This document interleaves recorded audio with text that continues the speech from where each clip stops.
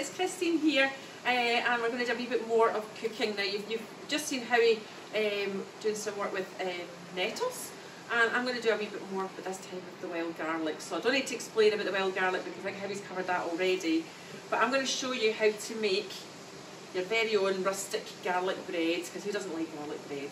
Great with your pizza. Okay, so this time we're going to be using the pan again, but it's very, very simple because we're going to just be finely chopping the wild garlic leaves up. And I say, when you are picking it, you want to get the nice fresh leaves if you can. Try not to get ones that are too mottled or anything. Nice new leaves. Okay, and as Howie mentioned before, don't take too much from one area. So we're not going to use a lot because we're going to use some garlic butter here, so we're going to get it finely chopped. We're going to mix it with some butter and some seasoning and get some nice fresh bread here. So I'm going to see how you can do some chopping for me. There we go. Thank you very much. Thank you. So I've got a pan here just going on. So I'm going to just get some butter. You can't make garlic bread without butter, so I'm just going to get a wee knob of butter in here. Okie dokie. And this should soften up. The pan should be nice and warm. Okay, so again you can see I'm putting quite a bit of butter in. You don't want to be too skimpy with the butter. Okay, any kind of butter. I always go for slightly salted, but you can always add seasoning as you wish. Okay, so I'm going to let that be up in the pan. Okay, and then we're literally going to be adding the wild garlic once it's chopped nice and small, and we're going to let that kind of infuse. Okay, and as Howie mentioned before, it's not as strong a flavour as your bulbs of garlic because we're just using the leaves. It's a much milder flavour. And also, if you are looking at any recipes, there's lots of, especially this time of year, there's a lot of places publicising recipes. Sometimes they call it ramsons, which is another name, but generally we know it's wild garlic. And I say, you'll notice the smell even if you come to the park, especially after it's been raining a wee bit like today, you might notice that smell in the air. You either love it or hate it. I'm a garlic fan, so I love the smell when I come in and you can get that. There's so much of it as well. With foraging for things, you've got to remember you've got to keep it sustainable, so you don't want to be taking everything from one area, but so much garlic here, it's the prime time to get it. You really want to get the leaves just before the flowers come out, but you can eat the flowers as well. They quite often, you'll find fancy chefs will use the flowers for like a garnish, okay, but you can eat the flowers as well. Okay, but we leave the bulbs because that way the plant will grow up every year. Because that butter's getting nice and softened up. I'll just check if my sous chef's ready with some finely chopped. I'm doing my best. Right, I'll take a wee handful. In fact, can I just take that? Yeah. Right, I'll take this over here. And I just wish it was smelly vision because you could smell it as well. So I'm going to use about half because I'm going to be making another thing with it as well. So I can hear it sizzling away. Okay. So there are noises in the background. I hope you can hear that lovely sizzle. Okay. And then you can see we're just going to soften that up. Okay, and you can see in the camera there. And I say, if you're a spinach fan, I always think wild garlic's a bit like a cross between sort of spinach and chives.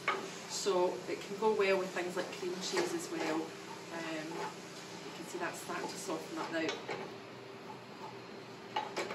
There's no harm in adding a wee bit more butter. Okay. So I'll just put a wee bit more in, that'll just help it soften up. Okay. And as I say, we're going to put it on some bread in a wee second. We've just got a wee baguette here, but any kind of bread, if you want to get brown bread, anything at all, you can infuse it. Now, when we think about foraging, some people might think about mushrooms, but we're avoiding that at the moment. It's not the season generally for mushrooms, but it's very, very difficult to know what's safe to eat, so that's why we're focusing on our spring greens, our nettles and our wild garlic. So you can see it's starting to soften up now. And I think you can, oh, it's got a lovely smell. Okay, now I'm going to put a wee bit of seasoning in. Just a wee bit of salt and pepper. I think that's all we'll need. So we've got a wee bit in here as well. There we go. Oh, it's definitely sizzling now. There we go.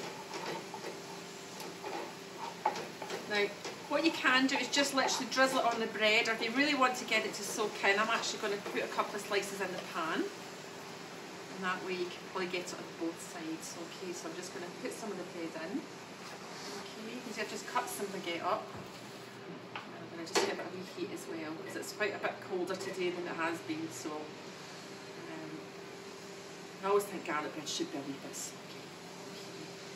And you can flip it over. You can see it's getting that lovely green colour.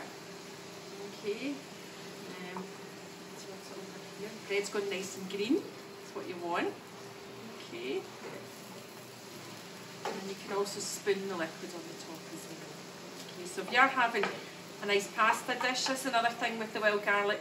I love putting it in pasta. If I'm doing a pasta sauce, I quite often add a wee bit of wild garlic in. In fact, I had it the other night. You can add it into your soups because it's not a strong garlic flavour. Okay, but I don't know if we can see on camera there. In fact, I'll come over.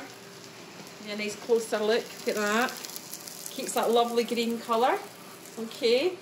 And we can just pop it onto a wee plate now. So I think that looks done. What do we reckon? Sous Chef Howie? Oh, yes. looks lovely. So we're going to fish that out now and just pop it on a plate and let it cool. So I think even if you're not a fan of greens, because if you do like it with pizza, who doesn't like pizza? It can be a fun way of making your own garlic bread. Okay, so that's your hot dish here. But I'm also going to show you. I can get my colleague had just to turn the heat off there so we don't have any accidents. The other thing, quite often when you're having your pizza or whatever, it's nice to have a wee dip on the side. Okay, so I'm going to show you a really simple dip. And you can use yogurt, but we've got some creme fraiche here. You can get from the supermarket. And the idea is you're just going to spoon your creme fraiche. I'm just going to use a wee bowl here. Okay. And use as much as you think you want. If you've got, just adjust it to how much you want. So a wee bit here.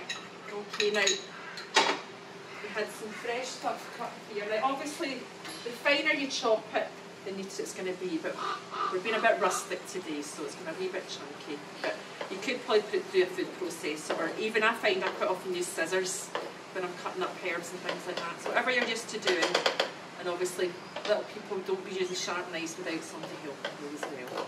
Okay, so we're going to pop that in. Okay. And we're going to give it a nice wee stir around, let it all infuse. And you can see it's forming a nice wee dip here now. To give it a wee bit of zing, I love a nice wee bit of lemon juice in there as well. So we're just stirring it around. And this is something you can have on the side. So I'm just going to cut up a wee lemon here. And just, you can use it, just your squishy lemon, it's fine, but I've had some fresh lemon here, so I'm going to put a wee bit of that in, just for a wee bit of, I don't know how they say it in MasterChef, but a wee bit of acidity. There we go. And that'll just loosen up a wee bit as well. And then the other thing you can do is just season it. Again, with a wee bit of salt and pepper, just to your own taste. So we'll do a wee bit of that here. A wee bit in here. Okay, and then we can just stir that right. And then literally, you can have your soup, your garlic bread, and a nice wild garlic dip as well. So there we go, just move that to the side here. And there we go, so that's our dip and our garlic bread. Just before I finish up, just want to show you something I did make at home. If you are a fan of hummus, I made my own hummus using just some chickpeas, olive oil, lemon juice. You can use things like tahini, but you don't have to, and I added in the wild garlic, so looks just like the stuff you buy in the shop. So again, very good for you, full of vitamins as well, and it's free. And now is the best time to forage it. So just remember the foraging rules. Just don't take the whole plant. Just take what you need, and remember, give it a good wash, because obviously we've got to think about pollution, whether it's dogs or fumes from cars. So pick a nice area away from paths and things like that. And there we go. So that's a very simple garlic bread and a nice wild garlic dip and some homemade hummus. But again, if you want to send us any recipes you've tried, any pictures, that would be fantastic. This will be going out on Facebook, so feel free to drop us a wee picture, tell us what you've been foraging for and how it worked, and hope you enjoyed trying these at home. Thanks everyone.